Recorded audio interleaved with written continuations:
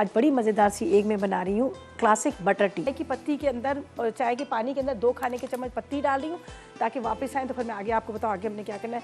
ये 2 टेबलस्पून भर के हम डाल रहे हैं 4 कप पानी के अंदर चाय की पत्ती।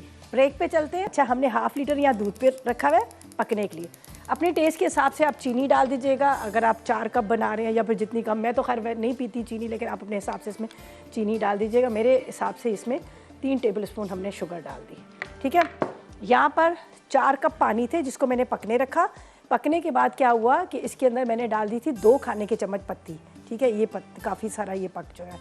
अच्छा जी, यहाँ पर अब जाएगा मक्खन। सही, आप सोच रहे होंगे मक्खन वाली चाय, आप ट्राई कीजिएगा और आप फिर मुझे बताएगा। यहाँ पर हम डाल रहे हैं ये बटर। ठीक है, तकरीबन 2 टेबलस्पून के जितना ये आपने डाल देना है। और इसके बाद ये जो कहवा भी ये पकेगी, अभी बॉयल इसमें आया नहीं है, बस सिर्फ ये मैं बताऊँगी इसको बहुत अच्छे से फेंटना है। ये कहवा इसके अंदर जाएगा, ये देखें। अब इसकी खूब अच्छी से फेंटाई होगी, फेंटेंगे, पिटाई होगी या फेंटाई होगी, जो भी आप समझ लें, करना एक ही काम वही है।